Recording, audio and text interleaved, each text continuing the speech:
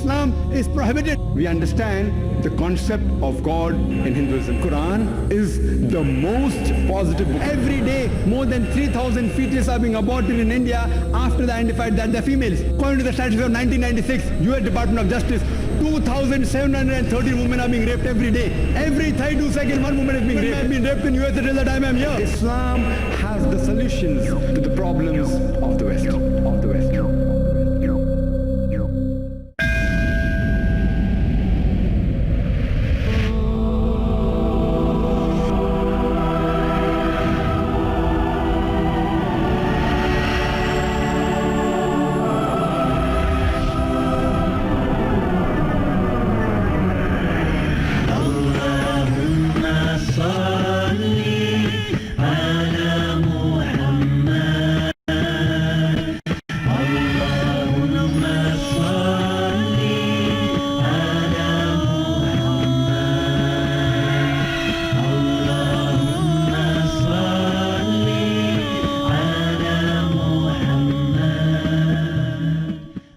Islam says on the day of Qiyamah, the ruh will rise to reach Allah. Can you explain the ruh? In scientific terms and consciousness. In scientific terminology, death is, as a doctor, cessation of life. Means if your heartbeat stops, if your brain stops, you are dead. Islam doesn't agree with this scientific meaning. Allah has created death and life to test which of you is good in deeds. So death is a creation. It is not cessation of life. Is it a must that a Muslim who does not take non-vegetarian is not a Muslim? Sister, a Muslim can be a very good Muslim even by being a pure vegetarian. It's not further in Islam that you should have non-veg. We request you to make me near the mic. Non-Muslims are most welcome. I normally prefer questions from non-Muslims. That's more challenging to me. Be sure that you're safe here. Nothing will happen. You can ask any questions. You can criticize the Quran. You can attack the Quran. I'm young, but I can take it. I'm a mujahid, but I can take it, mashallah. Any non-Muslims, you're most welcome. You'll be given the first preference.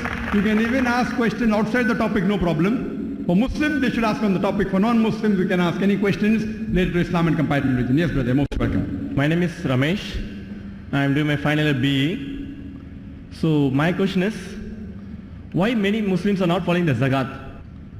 They have clearly mentioned, now only I came to know about Zakat and everything in this exhibition. So many of them are not following the Zakat. So what is the main reason behind it? So if they follow it, there won't be any poor people of Muslim who are ready to go for the interest kind of in the loans. So they can really avoid it if they do the Zakat, those who have the wealth. So I want, with your speech, make them to do the Zakat. Thank you, sir.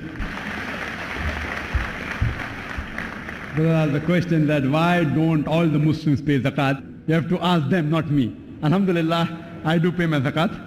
Alhamdulillah, Allah has blessed me, has given hidayah to me, and I do pay my zakat. But I do agree with you, brother. What you're saying is right. Many, I haven't gone and done a survey, but I do agree with you. Many Muslims don't pay zakat. And Allah subhanahu wa ta'ala says in the Quran, in Surah Anfal, chapter number 8, verse number 28, Allah says, your wealth and your children are a test for you. This wealth is a test for you. People say, that wo garib insan hai, poor admi. Allah tells different people different ways. Though garib admi, that poor man, in zakat he gets 100 out of 100, he has to pay no zakat. We think, arey, garib admi hai. But actually in zakat, in the subject of zakat, he gets 100 marks. 100 out of 100. Why? He doesn't have to pay zakat. Zakat only has to be paid by those people who have the saving of more than the nisab level, more than 85 grams of gold. He or she should give 2.5% of their excess wealth in charity every year. Now many people, most of the Muslims, alhamdulillah, pay zakat. But they don't pay what they have to pay. They may say, I've got so much wealth, this doesn't come in the category of paying zakat. So they avoid that. They give zakat. According to me, majority, almost all give zakat, but not how much they should give. Many give, alhamdulillah, 100%. Some give more. Some give 75% of what they should give. Some give 50%. Whatever is excess, you should give 2.5% on that. For example, you have one house is allowed. If you have 3-4 houses, all the other houses you should give zakat. If it's not being used. People have 5-6 flats, one in Bombay, one in Chennai, one in Bangalore, and you only live one house. So all excess that you have to pay zakat. So people, they try and go for fatwa hunting. You know fatwa hunting, you go on the internet, fatwa hunting. Oh, by iske upar zakat ne, uspe zakat ne. So try and find a scholar who will say zakat is not valid on this. The criteria for zakat, brother, is given in Surah Tawbah, chapter number 9, verse number 60, where Allah says that zakat should be given to 8 categories. Should be given to 8 categories. The fuqaras, to the poor, to the masakin, to the needy, to the mu'allafatu al-qulub, those whose hearts are coming towards Islam, to amilun, those engaged in collection of zakat, to the gharimun, those who are debtors, to the riqab, those on bondage of slavery. 6. Number 7, to ibn sabil, the wayfarers, and the last category, fi sabilillah, in the way of Allah subhanahu wa ta'ala. It's the duty of every rich Muslim who has a saving of more than nisab should give zakat. In short, I would like to end my answer. Zakat means to purify. It means to grow. So if you purify your wealth, inshallah, you're securing your wealth, it will grow more. So those people who want even more wealth, the more you give zakat, Allah will secure it. Like how you do insurance, insurance. There's insuring with Allah subhanahu wa ta'ala. And Allah says in Surah Tawbah, chapter number 9, verse number 34, 35, that warn to them those people who hoard wealth, hold gold, and do not spend it in the way of Allah subhanahu wa ta'ala. Give them a warning that on the day of judgment, they'll be branded with the gold. In hellfire, that gold will be taken and be branded with it on your forehead, on your back, and on your flank. And say, this is the gold you hoarded, have a taste of it. So if you think you're going to hoard gold, Allah gives a warning in Surah Tawbah chapter 9, that on the day of judgment, the gold you have hoarded and kept with you, Allah will take that gold and in the hellfire will make it hot and brand you with that gold on your forehead, on your back, and on your flank. Hope that answers the question. May we have the next question from brother here? Can you give your name and profession so that we can understand your background better? Actually, I am a Muslim. I have got my non-Muslim friend who wants to ask a question. Can I proceed? Okay. Assalamu alaikum. I got my friend Saravanan, who is having a basic question like, as per Quran, every Muslim, if he is good, will go to heaven. Yesterday, he has seen a program in Aztak TV where they have shown a lot of Adivasis. Those Adivasis are so much lack of knowledge that they don't even wear dresses. They don't, in that case, they won't be having access to Quran, Bible, or any Hindu Vedas also.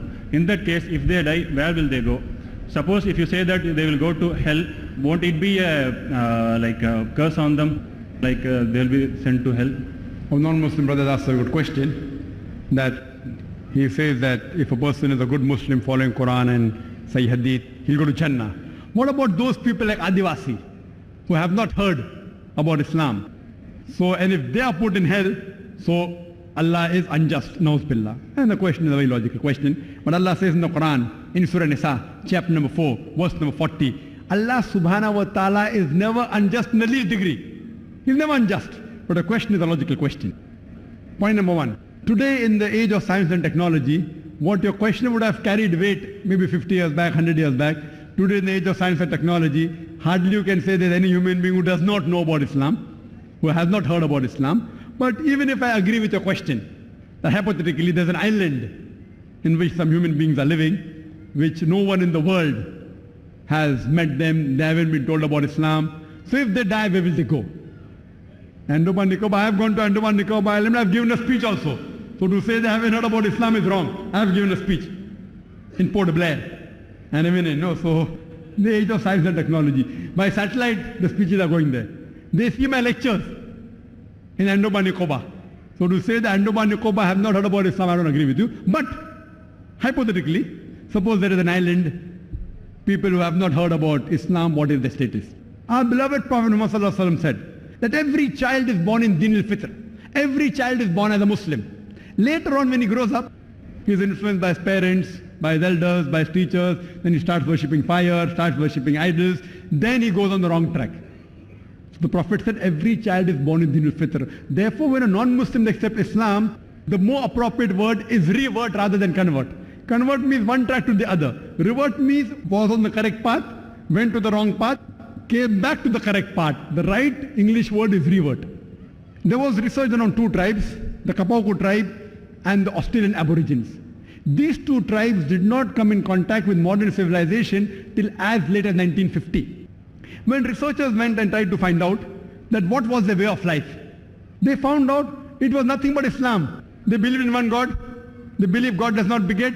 They did the sujood for praying to that God. They did not believe in idol worship. So it was everything of Islam but in name. They didn't call themselves Muslims. But they believed in one God. They did not do shirk. So Allah says in the Quran, in Surah Fussilat, chapter number 41, verse number 53, سَنُورِهِمْ آيَاتِنَا فِي الْآفَاقِ وَفِي أَنفُسِهِمْ حَتَّى يَتَبَيَّنَ أَنَّهُ الْحَقُّ. Allah says, soon we shall show them our signs in the furthest regions of the horizons and into their soul until it is clear to them that this is the truth. أَنَّهُ الْحَقُّ. So Allah says, irrespective whether Muslims do dawah or not, whether we do dawah or not, Allah says in Surah Fussilat chapter 41 verse 53 that He Himself, to every individual human being, He will give the message directly into their hearts. He will show them the signs in the furthest regions of the horizons. سَنُورِهِمْ آيَاتِنَا فِي الْآفَاقِ وَفِي أَنفُسِهِمْ حَتَّى يَتَبَيَّنَ أَنَّهُ الْحَقُّ. That we shall show them the signs in the furthest regions of the horizon until it is clear to them that this is the truth. So Allah has taken upon Himself that He will give this message of Allah subhanahu wa ta'ala directly to every individual. Every individual. So even if no Muslim reaches him, he does not get the message of Islam, he has not heard of the Quran, but he will hear about Tawheed. Allah will directly give him the message of Tawheed. And Allah says in the Quran in Surah Nisa, chapter number 4, verse number 48, and Surah Nisa, chapter number 4, verse number 116, that Allah will never forgive the sin of shirk. Any other sin, if He pleases, He may forgive. Anyone who does shirk has gone far away. So anyone may be living in a tribe who has not heard about Islam, but Allah will give the message directly about Tawheed. If he does not do shirk, there are chances that he may go to Jannah. If he does shirk, no chances of Jannah. If he has not done shirk, so Allah will see the judge the pros and cons. Because Allah has given the message of Tawheed directly to him. He believes in one God, he does sujood, he prays. So in that case, depends upon his actions and deeds. Everything else, Allah will judge him and he can go to Jannah. Hope that answers the question. So in the right terminology, he is a Muslim. Muslim means he submits his will to God. He may not call himself Muslim by name. But the Prophet said, every child is born in Din al-Fitra. This person living in an island, he is following Din al-Fitra, the innate religion. Hope that.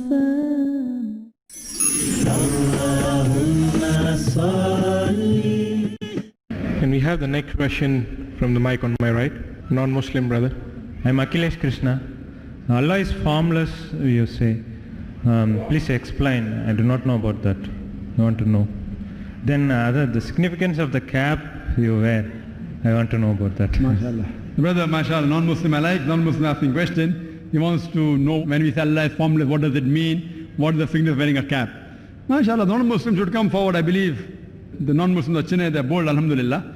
MashaAllah, last time I came, there's a big queue in all the microphones. I don't know whether it's too late. The non-Muslims want to sleep. The brothers asked two good questions. First question, what do you mean by Allah is formless? In Islam, there's no verse in the Quran which says Allah is formless. You cannot make an image of God. You cannot make an image of Allah subhanahu wa ta'ala. Allah said this Surah Ikhlas, chapter number 112, verse number 4. وَلَمْ يَكُلْ لَهُ كُفُوًا أَحَدٌ. There's nothing unto like Allah subhanahu wa ta'ala. You cannot compare anything to Allah subhanahu wa ta'ala. Allah says in Surah Shura, chapter number 42, verse number 11, Allah says that there's nothing whatever like Him. You cannot compare to anything. But there's no verse in the Quran which says Allah is formless. You cannot have the image of Allah. You cannot have idol of Allah. Otherwise Quran says Allah has yad, hands. Allah has hands. Allah has wajh, He has face. But you cannot say Allah has face like you and me. He has hands. How his hands are? Allah alam, we don't know. You can't say hands are like my hands. Same color, 5 fingers, we don't know. Allah has hands. Quran says Allah has yad, He has hand, He has hand. How it is? Allah alam. He has a face, He has a face. Therefore in the day of judgment, in the akhirah, in Jannah, we will crave to see the wajh of Allah subhanahu wa ta'ala. Even in Jannah we require a desire. There we won't have to toil for living, everything will get food, everything. We don't have to work hard like we do. There we will crave to see the wajh of Allah. Our Prophet said, the face of Allah we would like to see. So Allah has a body, but not like you and mine. Allah says in the Quran in Surah Shura, chapter 42, verse number 11, there's nothing whatever like Allah. He hears and sees. But He doesn't hear like you and me. For you and me, we require ear to hear.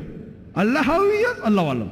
He sees. We require eyes to see. Allah, how does he see? Allah alam. So Allah is there. He has a form. How it is? Allah alam. He has a hand? Yes, Quran says that.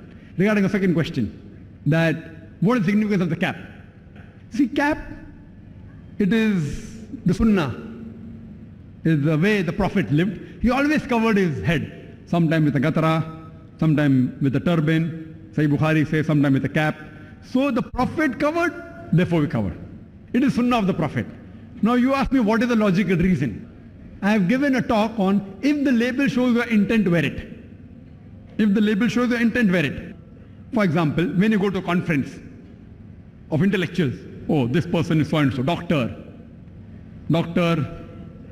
Prakash, engineer so and so, name is there, and an introduction label. He's a doctor. Oh, he's an engineer. He's a guy. If you go to a conference of doctors only, then cardiologist, neurologist, urologist, cardiologist, heart specialist. If I have a question of heart, ask him. Urologist, person of the kidney, I'll ask him. Neurologist, brain. So it's an informal introduction. So I gave a talk, to cut my answer short, if the label shows the intent, wear it. Like we are proud to be Muslims. We want to identify ourselves as Muslim by covering the head and sporting a beard. Our beloved Prophet Muhammad said, it's a hadith of Sahih Bukhari, volume number 7, hadith number 780. Ibn Umar, may Allah be pleased with him, said that the Prophet said that do the opposite of what the pagans do. Trim your mustaches and grow your beard. So it's a commandment of the Prophet, we do it. Some scholars say fard, some say mustahab. Whatever it is, it's good to do it. Now, by the beard, we can come to know whether the person, by the style of beard, it's a commandment of the Prophet, we keep it. We can come to know 80% whether the person is a Muslim or not. If the person doesn't have a beard, we can't come to know. Allah says in the Quran in Surah Anam chapter 6 verse 54, وَإِذَا جَاءَكَ الَّذِينَ يُؤْمِنُونَ بِآيَاتِنَا فَقُلْ سَلَامٌ عَلَيْكُمْ. Whenever you meet those who believe in our signs, say Assalamu alaikum. That means whenever you meet a believer, you have to say Assalamu alaikum, means peace be on you. Now imagine if I don't know whether the Muslim or not, if I say to a non-Muslim Assalamu alaikum, he will think I'm abusing him in Arabic. So unless I recognize him, he's a Muslim, how will I wish him salam? How will I say peace be on you? So whenever I see a Muslim, it is fard on me, I should wish salam. Now there was a person, there was a hawker, a young child, by the name of Sultan. He was selling some fruits. There's an elderly gentleman. He comes to buy fruit. And he tells Sultan, Beta, son, why didn't you wish me salam? So he tells, uncle, I thought you were a Hindu. Good Muslim, praying 5 times, no beard, no cap. Who's to blame? The elderly gentleman or the young boy? Uncle, I thought you were Hindu. See, Hindu geographically is no problem. Living in India, no problem. But if you mean Hindu does idol worship, it is wrong. It is the biggest abuse. Like if you tell a Muslim you are doing idol worship, it is the biggest abuse. So here, who's to blame? The young man or the elderly gentleman? Elderly gentleman. So now, with a beard, there are non-Muslims who keep beard, but you can come to know he keeps the mustaches like that. It's a different sort of a beard. Some people keep it a different way. So with a beard, 80% you can be sure whether it's Muslim. But with a cap, see, I'm wearing a coat, I'm wearing a tie. With my coat and tie, no fool will also say that I'm a non-Muslim. Even with the coat, which is the Western dress, the tie, it's mubah, optional. But if I wear a cap and keep a beard, no one will mistake me for a non-Muslim. This is my label. If the label shows the intent, wear it. Like for example, when I became a doctor, I put DR in front of my name. Doctor. Why? Doctor. No, proud to be a doctor. A graduate has only Mr. Doctor, DR. Why? Proud to be doctor. We put a cross in front of a car. Why? So people can identify that if you have a problem on the street, some medical emergency, stop the car with a cross. You don't come and tell a doctor, why are you putting a cross? For identification. So Muslims, if any human being has problem, if you want to look at an honest person, like our grandfather used to tell us, that in Bombay, the non-Muslims, if they wanted to hire a cab, a taxi, they would hire a taxi whose driver was wearing a cap and sporting a beard. Muslim, they will not cheat. They will not take me for a ride. If they wanted to buy grocery, they would buy grocery from a shop whose shopkeeper was wearing a cap and sporting a beard. These people, Muslims, honest. Today, unfortunately, some people wear the cap and sport the beard for doing dadagiri. Bhai admi. In Bombay, we have bhais. Bhai admi, yeah? Wear a cap and beard and do dadagiri. Many of us Muslims have spoiled the name of the label. What I'm saying, we have to restore the name. At least we have one person, I don't know about the others, who's wearing a cap, sporting a beard, and is honest, mashallah, who's kind, who's merciful. So this is if the label shows the intent. How a doctor puts a DR in front of his name, he puts a cross for people to identify. So we Muslims want to identify that we are peace-loving people. You will not be harmed by us. We are good people. If you have any spiritual problem, if you have medical problem, you go to a doctor having a cross. If you have spiritual problem, you come to Muslims who identify ourselves by keeping a beard and wearing the cap. Hope that answers the question. Do we have any non-Muslim brothers with a question? Good evening, my name is Prasanna and I'm working for Citibank. And my question is that having a mustache is just logically to identify a person whether he is Muslim or not. Suppose unfortunately if a guy naturally is not having the tendency to grow mustache, so what will he do? Is that anything wrong? The brother said that logically to identify Muslim. My full answer is because it is a commandment of the Prophet we do it. Number one is for sawab. Number one sawab. He asked me logical. The second step of my answer was because commandment of the Prophet we do it. Logic what I can think is if the label shows the intent by it. Now you have asked a very good question. If some person doesn't have beard, like Chinese. The Chinese don't have hair coming. So as long as he doesn't shave, he gets the sawab.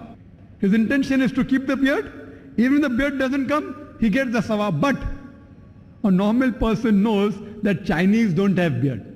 So when they see a Chinese, they will be more careful in saying whether Muslim or non-Muslim. But a normal human being, the very, very small percentage, if there is some problem, percentage of 0.001%, unless he has some problems, like gynecomastia and other things like feminine nature and all, which is very rare. Otherwise, if it's coming from a type of people where hair growth is less like Chinese and all, there's no problem, sawab he'll get. His niyyah is that he'll get the sawab. But those people among themselves, therefore I said beard and cap. Cap you can very well wear. So when you see a Chinese wearing a cap, so therefore we understand, wearing a cap, Chinese don't have a beard but yet can be a Muslim. Therefore both put together is more secured, is more sure of a label rather than only one thing. Hope that's the question. You are saying this answer in which is perspective to Muslim religion. When I come to Hindu religion, where Brahmins have an Kudumi-like thing, is that they have the same reason like what you have said to identify whether a person who is having such kind of Kudumi is just to refer he is a Brahmin. Is that the same as Muslim? Yes, it is a sign that the Brahmin should wear. It is in they believe that they should wear a chutki, a choti. That's the sin. So you can identify that their logic may be because they feel it is religious. They will get blessings if they keep that, therefore they wear. Only Brahmin, not a Shudra, not a Vaishnavas, not a Kshatriya, only Brahmin. 4 castes are there, 4 different caste groups. So Brahmins should wear that, they think. So that's one of the identifications.